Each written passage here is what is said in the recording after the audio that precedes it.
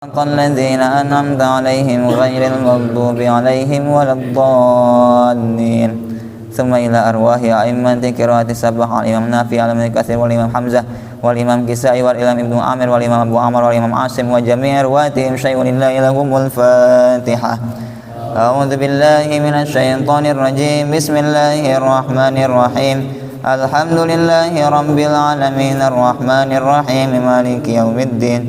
إياك نعبد وإياك نستعين اهدنا الصراط المستقيم صراط الذين أنعمت عليهم غير المغضوب عليهم ولا الضالين ثم إلى أرواح أئمة البر المجتهدين ومقلدين في الدين وإلى أرواح جميع العلماء العاملين والقراء والمفسرين والفقهاء والمحدثين وسادات صوفية المحققين خصوصا كتب الرباني سلطان الأولياء سيد الشيخ عبد القادر الجيلاني قدس الله سره العزيز ولا حضرة رسول الشيخ بهائدين أن قشبندي محمد الويث البخاري قدس الله سره العزيز ولا حضرة رسول الشيخ عبد الله الفايز الدغستاني قدس الله سره العزيز ولا حضرة رسول الشيخ محمد ناظم علي القبرص الحقاني قدس الله سره العزيز ونخص بحضرة الروح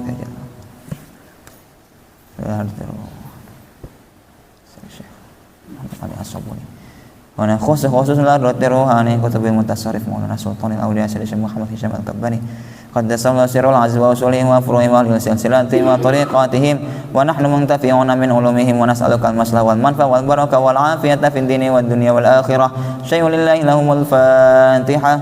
أعوذ بالله من الشيطان الرجيم. بسم الله الرحمن الرحيم. الحمد لله رب العالمين الرحمن الرحيم مالك يوم الدين. إياك نعبد وإياك نستعين اهدنا الصراط المستقيم صراط الذين أنعمت عليهم غير المغضوب عليهم ولا الضالين.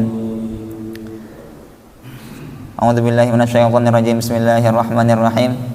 رب اشرح لنا صدورنا ويسر لنا أمورنا واحلل عقدة من ألسنتنا يفقهوا أقوالنا. سبحانك لا علم لنا إلا ما علمتنا إنك أنت العليم الحكيم. اللهم ارزقنا فهم النبيين وحفظ المرسلين وإلهام الملائكة المقربين. Assalamualaikum warahmatullahi ta'ala wabarakatuh.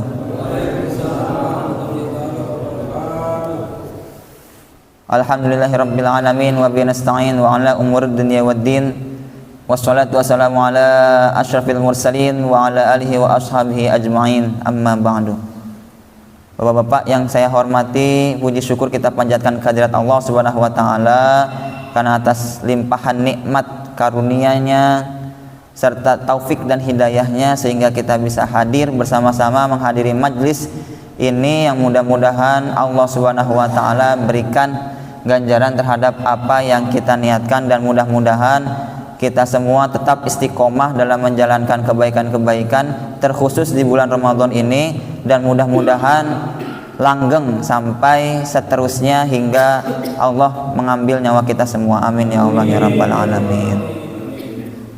Salawat beriringkan salam adalah kita curahkan kepada junjungan kita Nabi besar Habibana wa Nabiyana wa Maulana Muhammad sallallahu alaihi wasallam, kepada para keluarganya, para sahabat, tabi'in, tabi'ut tabi'in hingga kepada kita semua selaku umatnya, dan mudah-mudahan kita semua mendapatkan syafaatnya di hari akhir kelak. Amin ya Allah ya rabbal alamin.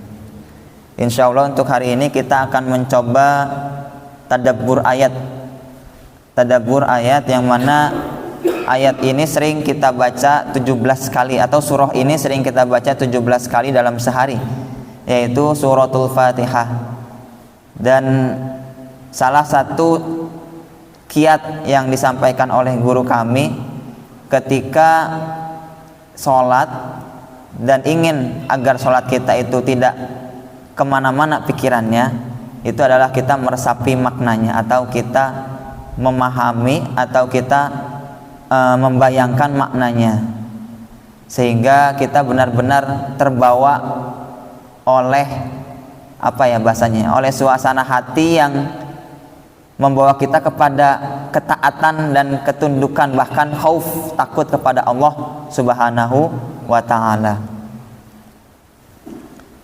Qala al-muallif rahimahullah wa nafa'ana bihi wa bi ulumi fi dharaini. Suratul Fatihah makkiyatun wa ayatuha sab'un. Tafsirul isti'adzah al-ma'na. Jadi beliau menafsirkan ini kitabnya Safwatut Tafasir, kitabnya Syekh Muhammad Ali As-Swabuni yang membahas tentang Al-Fatihah. Jadi mungkin bisa saya Al-Fakir sampaikan alasan dulu kenapa yang dipilih adalah kitab Safwatut Tafasir. Biasanya kita kan tafsir Jalalain ya Pak ya, tafsir Jalalain yang dikarang oleh Jalaluddin Al-Mahalli, Syekh Jalaluddin Al-Mahalli rahimahullah, wa Syekh Jalaluddin As-Suyuti rahimahullah. Dan ya kalau tafsir Al-Jalalain itu mungkin lebih singkat ya Pak ya, lebih singkat. Jadi mengapa dipilihnya Safwatut Tafasir? Karena di samping penjelasannya tidak terlalu panjang, juga tidak terlalu singkat. Kalau tafsir-tafsir lain seperti tafsir At-Tabari, tafsir Qurtubi itu kan berjilid-jilid ya Pak, berjilid-jilid. Ini saja yang singkat ini saja sudah 3 jilid, bukunya sudah 3 jilid. Apalagi yang paling baru ini ada tafsir Al-Munir karya Syekh Wahbah Zuhaili, itu 10 jilid kalau tidak salah. Nah, jadi memang menafsirkan Al-Quran itu banyak dan akan memakan waktu yang lama dan bisa menghabiskan berjilid-jilid buku. Termasuk mungkin bapak-bapak pernah mendengar Prof. Quraish Shihab ya, Prof. Quraish Shihab itu juga beliau juga memiliki buku, dan memang pernah suatu ketika dalam suatu majelis beliau membagikan kepada kami bagaimana beliau bisa menyelesaikan buku tersebut gitu. Jadi beliau itu istiqomah setiap hari menulis, tidak ada satu hari pun terlewat untuk menulis. Lalu salah satu dari kami bertanya, Prof Kiai, kenapa kok istiqomah sekali gitu? Maksudnya kenapa biasanya kita itu kan nggak istiqomah ya Pak ya, nulis kadang ngerjakan hari ini, atau hal yang lain, amalan-amalan lain hari ini mengerjakan, besok tidak, besoknya ngerjakan lagi, jadi kayak belang betong gitu. Kata beliau apa? Jawaban dari beliau adalah manajemen waktu. Kata beliau, manajemen waktu, harus tahu mana prioritas, mana yang bukan prioritas. Ketika mendapat hal yang urgen yang harus dilakukan saat itu, ya harus dilakukan saat itu, tetapi tetap tidak meninggalkan sama sekali menulis tadi, atau tidak meninggalkan sekali amalan tadi. Kalau dalam kaidah usul fiqh ada ma la yudraku kulluhu la yutraku kulluhu. Apa yang tidak bisa dikerjakan seluruhnya tidak bisa ditinggalkan sama sekali. Sama halnya dengan ya majelis ini apa ya?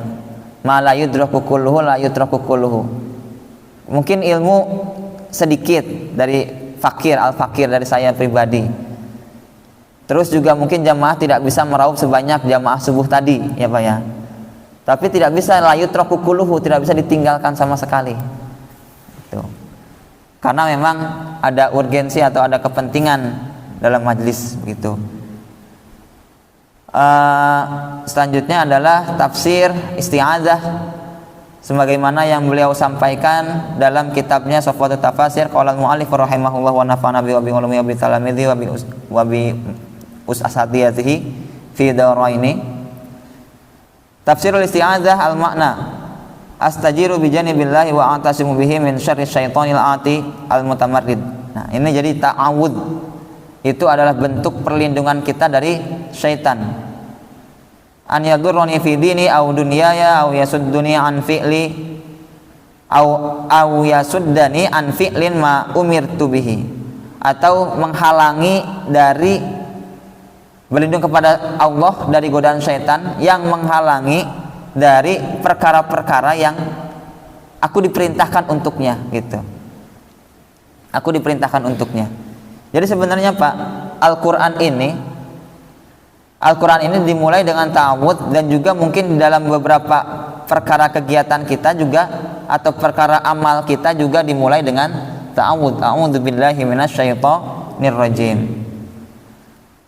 Wa ahtami bil khaliqis sami'il alim min hamzihi wa lamzihi wa wasawisihi fa inna syaitana la yakuffuhu 'anil insani illa Allah rabbul alamin. Jadi yang mencegah kita atau yang membantu kita untuk mencegah diri dari syaitan adalah Allah. Tapi sebenarnya lucu Pak,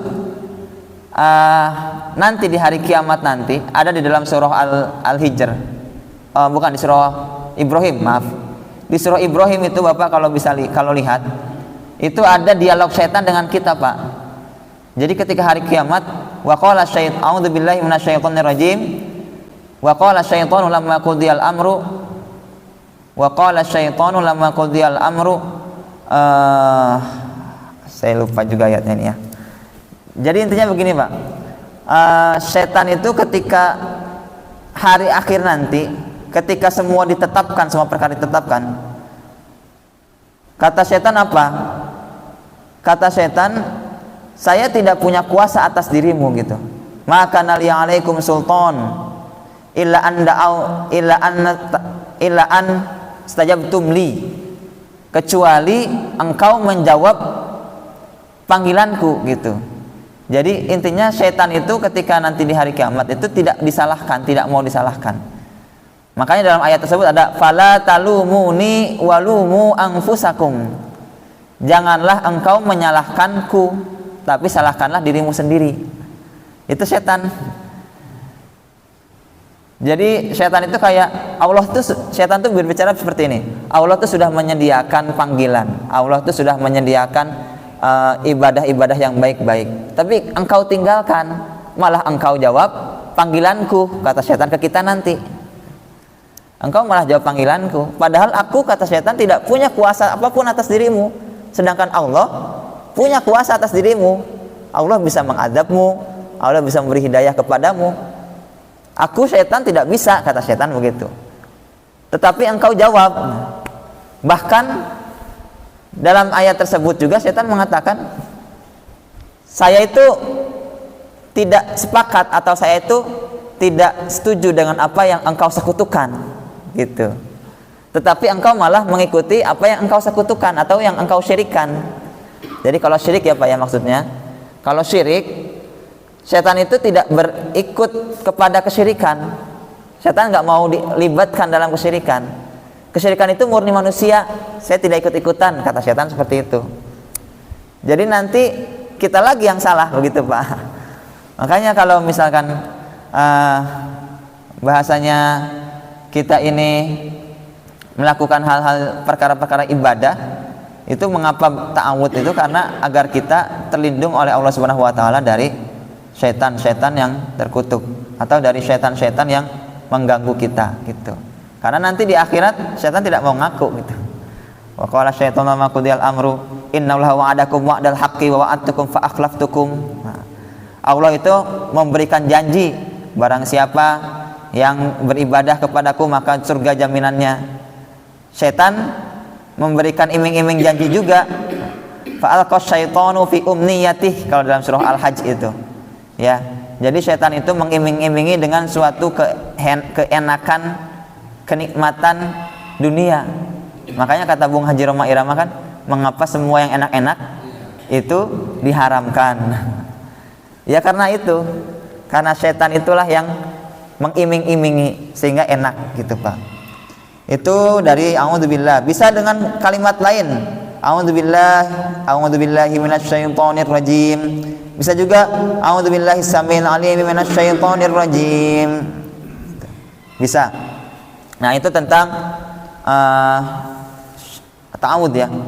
Di sini ada hadis anin Nabi sallallahu alaihi wasallam annahu kana idza qama minal laili istaftaha salatahu bitakbir tsumma yaqulu a'udzubillahi samil alim. Dari Nabi Muhammad SAW bahwasanya beliau ketika ingin sholat pada malam hari atau sholat malam, istaftaha sholatahu bitakbir tsumma yaqulu a'udzubillahi minasy samil alim, membuka atau mengawali sholatnya dengan takbiratul ihram, kemudian beliau berkata a'udzubillahi minasyaitonir rajim. Itu a'udzubillahi samil alim, a'udzubillahi samil alim. Itu ta'awud. Sekarang kita masuk ke basmalah. Bismillahirrahmanirrahim. Jadi punten Pak ya, ini mungkin kita tadabbur sekalian, kita juga belajar sedikit demi sedikit tajwid ya Pak. tajwid, karena tajwid itu yang penting, atau membaca Al-Quran itu yang penting adalah, ini yang saya pribadi melihatnya bisa banyak terjadi perubahan makna, itu adalah panjang pendek pertama. Jadi ketika yang pendek dipanjangkan, yang panjang dipendekkan, itu akan cenderung merubah makna. Contohnya seperti surah Al-Maidah yang tentang wudu tadi. Ya ayyuhalladzina amanu idza qumtum ila sholati faghsilu wujuhakum wa aydiyakum ilal marafiqi famsahu bi ru'usikum wa arjulakum ilal ka'bain wa in kuntum junuban fattahharu wa in kuntum mardu aw ala safarin aw jaa ahadum minkum minal ghaiti aw lamastumun nisa. Lamastumun nisa dengan la panjang dan lamastumun nisa dengan la pendek itu sudah beda arti. Bahkan bisa jadi sudah beda hukum. Mungkin pernah saya jelaskan ya. Lamastum dan lamastum. Kalau lamastum ini nanti mungkin bisa dicek lagi apa ya. Saya juga kadang sering ketukar-ketukar. Ini yang membuat yang bersetubuh itu apa lamastum atau lamastum? Kalau yang membacanya lamastum, la-nya panjang, itu menghasilkan hukum bahwa membatalkan wudu itu dengan pantel kulit laki-laki dengan perempuan. Oh enggak, lamastum itu membatalkan wudu ketika bersetubuh. Jadi kalau tidak sampai bersetubuh, laki-laki dengan perempuan, misalkan suami dengan istri, itu tidak batal. Itu yang diambil oleh Imam Malik. Bacanya lamastum, la-nya panjang. Tapi ketika la-nya pendek, lamastum, itu bersentuhan kulit laki-laki dengan kulit perempuan. Sehingga Imam Syafi'i mengambil ini sebagai hukum membatalkan wudu ketika bersentuhan kulit laki-laki dengan perempuan, termasuk suami istri. Nah, jadi bisa berimplikasi, bisa berdampak ke hukum Pak, beda bacaan atau beda panjang pendek teh. Termasuk Maliki dan Maliki. Kalau kita membaca Maliki pendek, itu sudah beda kiroat, kita mazhab kiroatnya udah berubah. Nah, kalau kita mazhab kiroatnya apa?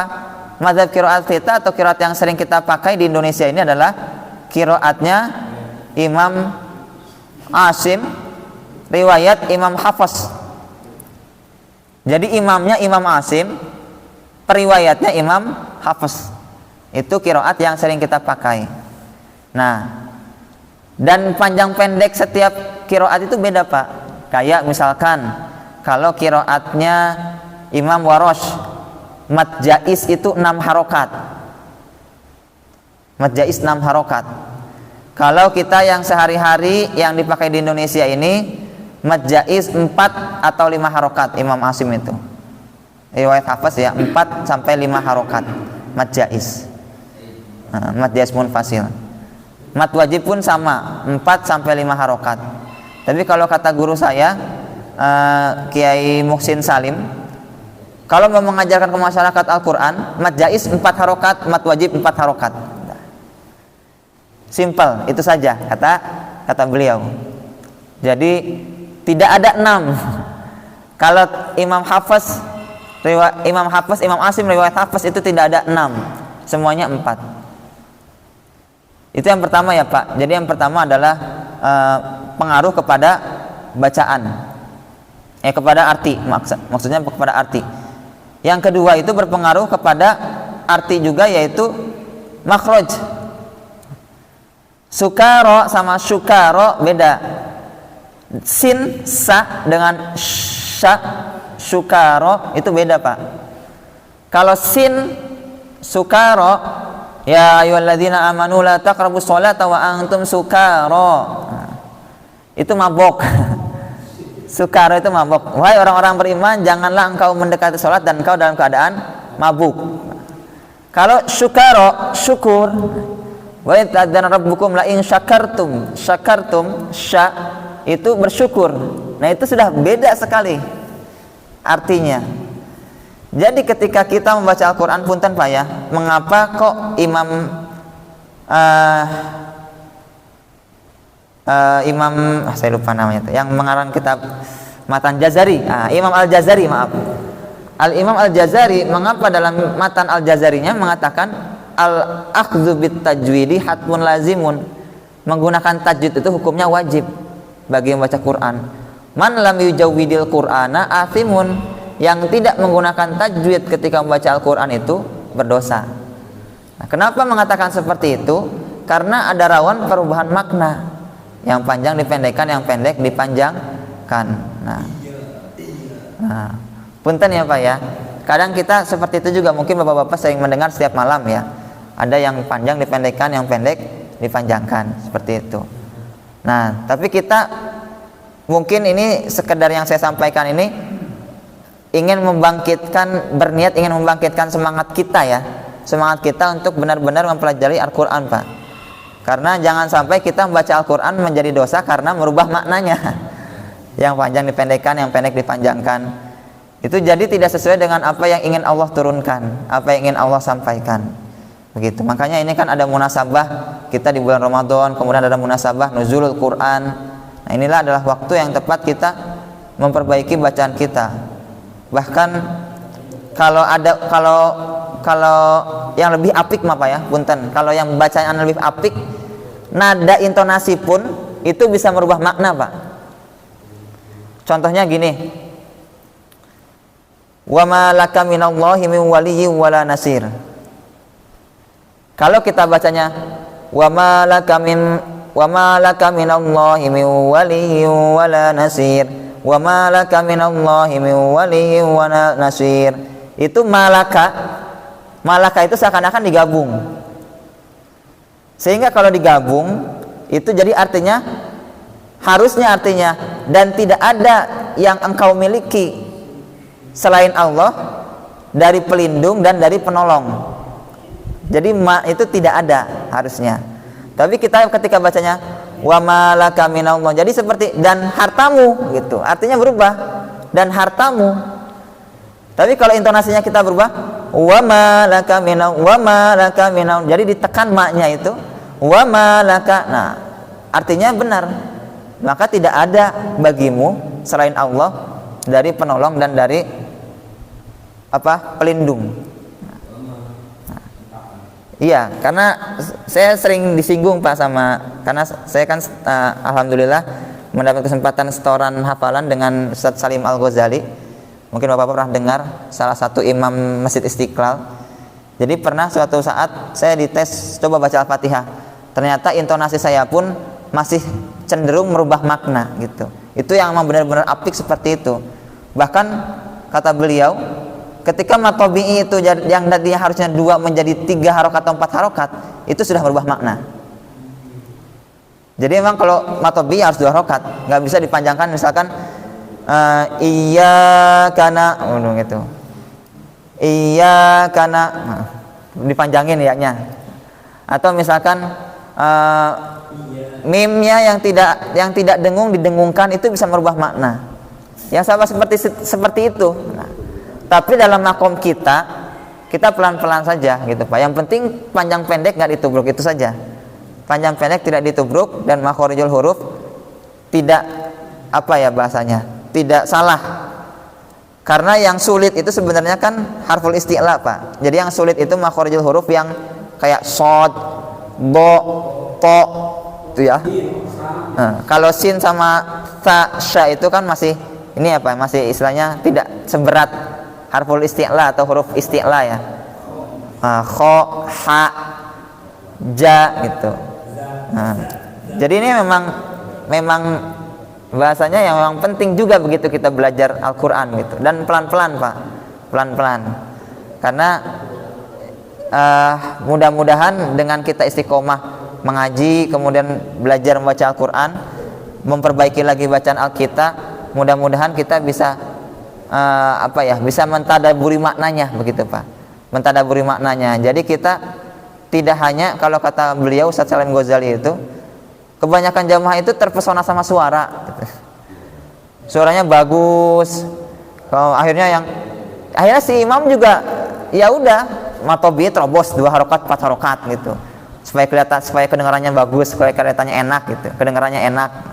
Padahal mah harusnya si imam atau si qori itu ketika membaca Quran itu tidak sesuai dengan lagu, tapi sesuai dengan arti. Jadi intonasinya sesuai dengan arti, biar jamaah yang mendengarkan itu tidak menikmati musik atau lagunya, dan bukan nyanyi ya Pak ya, tapi menikmati ayat-ayat makna yang disampaikan. Itu kata beliau. Dan memang kebanyakan jamaah kita memang suaranya bagus, lagunya ini. Terserah lah mau matobi 4 harokat, 6 harokat, 8 harokat bahkan sekalipun ada. Kayak qori-qori yang mungkin biasa diundang ya Pak ya, itu kadang ada yang dilebihkan 2 harokat, matobi jadi 4 harokat, jadi 4,5. Itu yang mungkin kalau Ustaz Shalih Al-Ghazali sendiri itu dipermasalahkan sama ulama-ulama di Madinah itu Pak. Orang Indonesia, qori-qori Indonesia itu sering berlebihan. Jadi guru-guru beliau, guru-guru Ustaz Salim ini yang di Madinah mengatakan seperti itu. Cobalah dirubah itu orang Indonesia, kalau qori itu suka dilebih-lebihkan 2 harokat, 4 harokat gitu. Makanya kalau bapak-bapak mendengar qori-qori yang kemarin pada maghrib ya, qabla maghrib ya, sebelum maghrib Pak ya, ada yang menyetel di sini kalau tidak salah, Ustaz Samsudin ya kalau nggak salah menyetel. Itu pas, karena itu qori dari, saya tidak tahu qori dari mana, tapi pastinya bukan dari Indonesia. Itu pas. Jadi tidak ini. Tapi memang beberapa qori dari Indonesia pun yang sudah di kancah internasional, yang sudah diakui itu, seperti mungkin pernah mendengar Ustadz Syamsuri ya Pak ya, kemudian Ustadz Salman, Kang Salman kalau bahasa kita makanya Kang Salman. Itu ada Kiai Mukmin, mungkin kita sering mendengar qori-qori itu memang sudah pas gitu. Jadi beliau tidak hanya mengutamakan nada, tapi juga mengutamakan tadabbur makna gitu. Itu yang kadang sering terlewat di kita itu. Ya usikum wa ya nafsi bittaqwallah. Wallahu a'lam bishawab. Mangga Bapak-bapak jika ada yang ingin ditambahkan atas kekurangan yang saya sampaikan atau mungkin ada tanggapan lain, mangga. Silahkan. Iya, mangga. Kalau di Al-Quran seperti kata-kata malaikat sama Bani Israil itu panjang, itu ada artinya gimana? Itu hakikatnya kayak panjang itu kata-kata malaikat sama Bani Israil itu selalu matnya. Iya, ada alisnya ya Pak ya. Iya. Terima kasih Pak ya.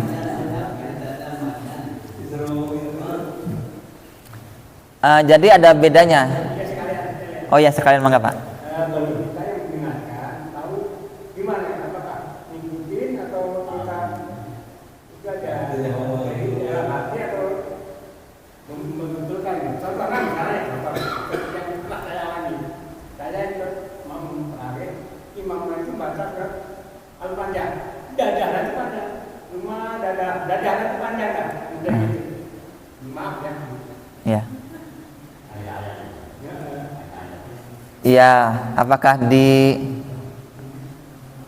tadi ya dari Pak Komar dan terima kasih pertanyaannya. Ada mungkin satu lagi biar sekalian dijawab, enggak Pak? Waalaikumsalam warahmatullahi wabarakatuh.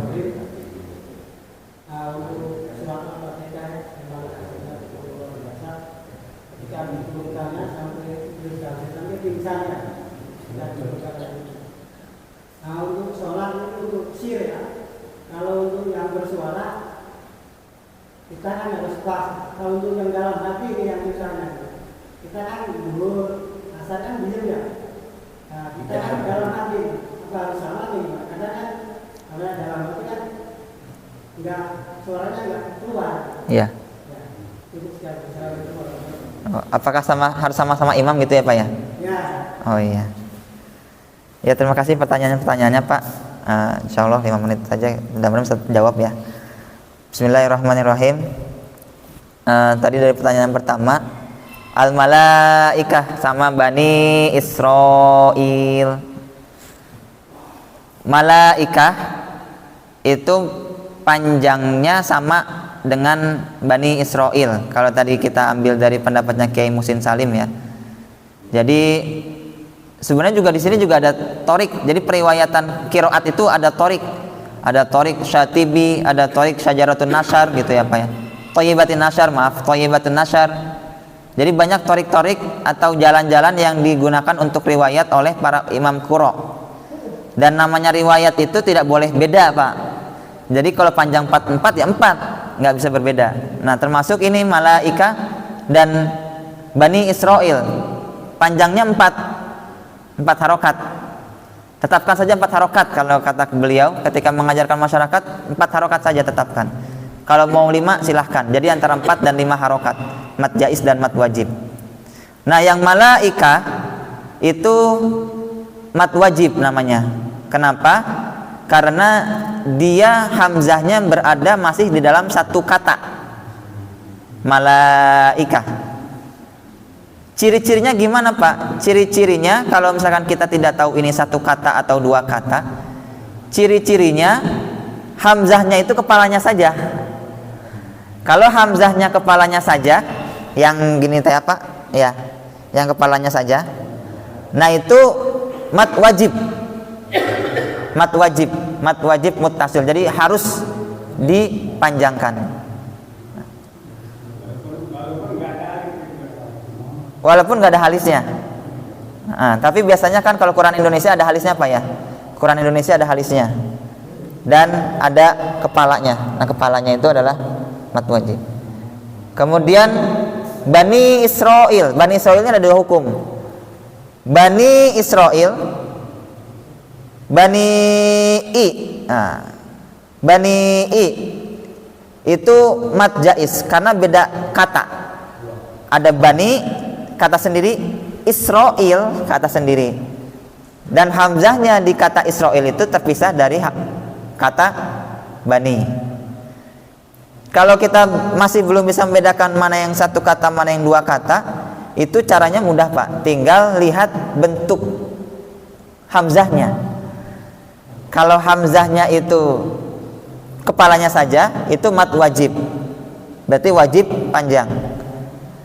Kalau hamzahnya itu dengan badannya, ya, badannya saja, si yang alif yang berdirinya saja gitu, yang huruf berdirinya saja. Nah, itu mat jaiz gitu. Mungkin Bapak-bapak bisa cek ya. Jadi kalau misalkan nanti di Al-Qur'an ada yang kepalanya saja, itu mat wajib. Kalau ada badannya yang tegak itu mat jaiz. Itu saja untuk membedakan mana yang mat wajib, mana yang mat jaiz. Kalau misalkan kita tidak bisa membedakan mana yang satu kata dan mana yang 2 kata. Kalau yang ada payungnya di atas 4 sampai 5 harokat gitu Pak. Jadi mengukur 4 harokat itu tinggal matobinya dipanjangkan lagi. Jadi matobi mah 2 harokat. Ila misalkan, atau maliki yaumiddin, maliki yaumiddin, panjang 2 harokat. Kalau misalkan lebih panjang lagi, ya bani Israil adkuru. Kalau misalnya hakatnya tidak sesuai dengan itu panjangnya, berubah arti kan tidak Kalau ya tidak berubah arti, karena panjang pendeknya itu setiap ulama qurra itu, ulama qori itu berbeda-beda. Ada yang dia membacanya 2 harokat. Kalau 2 harokat seperti Imam Qalun, riwayat Imam Nafi itu 2 harokat, Imam Warosh 6 harokat. Jadi beda-beda Pak bacanya, jadi tidak berubah. Karena beda-beda itu maka tidak berubah arti. Kecuali yang memang sepakat itu panjang, terus kita pendekkan atau kita panjangkan lebih, nah itu yang merubah arti. Gitu. Jadi kalau mat jaiz, mat wajib itu masih berbeda-beda. Tiap ulama ada yang 2 harokat, ada yang 6 harokat, ada yang 4 harokat.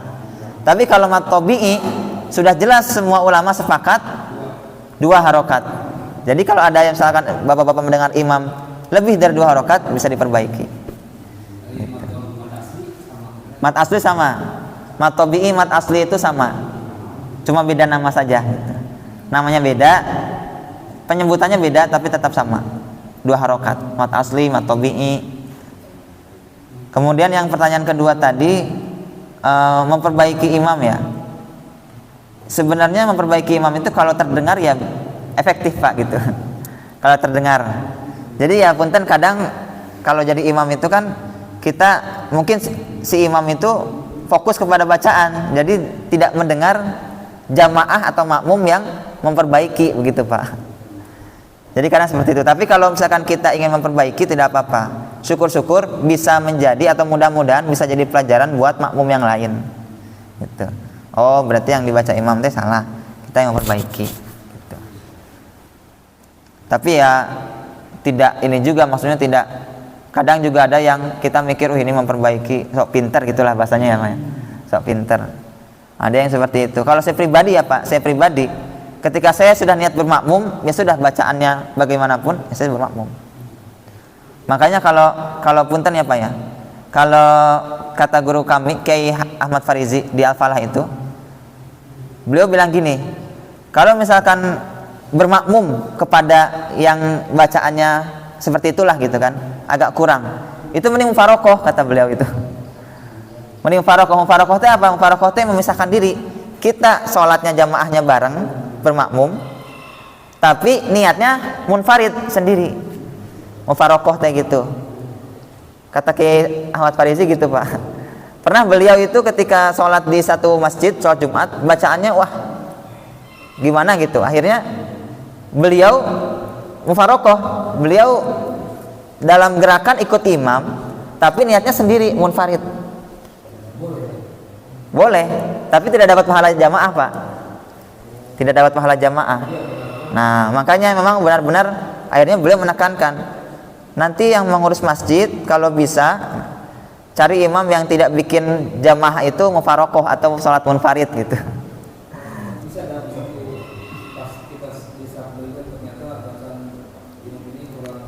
Iya, bisa. Ya, kalau dari beliau ke Ahmad Farizi itu bisa. Bahkan ya kalau misalkan mau mufarokoh ya silahkan mufarokoh, bisa gitu. Tapi kalau saya pribadi, gerakannya ikut, cuma niatnya munfarid. Tapi kalau saya pribadi lebih ya ikut saja gitu Pak. Ikut saja bagaimana bacaannya. Karena ya memang kita kan niat ke masjid itu sholat jamaah. Tapi kan mungkin beda prinsip ya Pak ya. Ada makmum yang memang ketika bacaannya nih nggak pas, akhirnya dia munfarid. Ada yang seperti itu Pak. Jadi kadang kasihan juga, gitu. Iya, jadi kasihan juga makmum teh gitu. Tuh. Terus pertanyaan yang ketiga ya Pak ya. Tadi yang apa, yang sama-sama imam. Apa? Kalau sholat sir. Nah,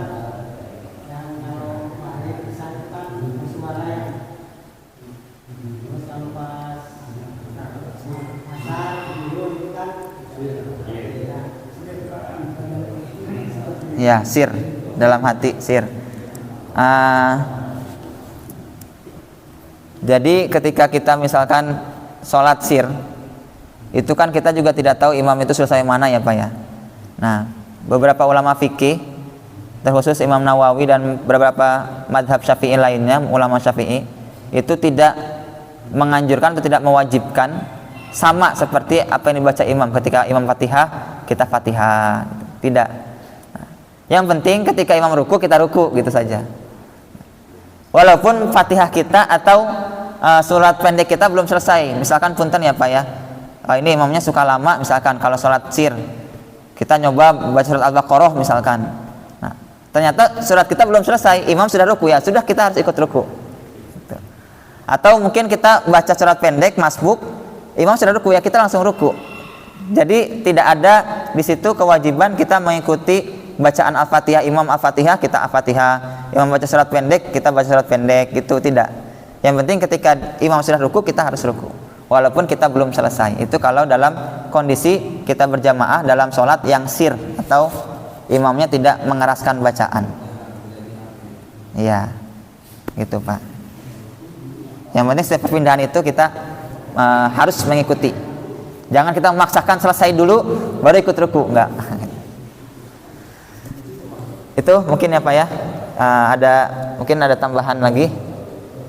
Kalau tidak ada, sudah disudahi saja ya Pak ya. Nih, terima kasih atas perhatiannya. Kurang lebihnya mohon maaf karena kekurangan datangnya dari saya sebagai manusia.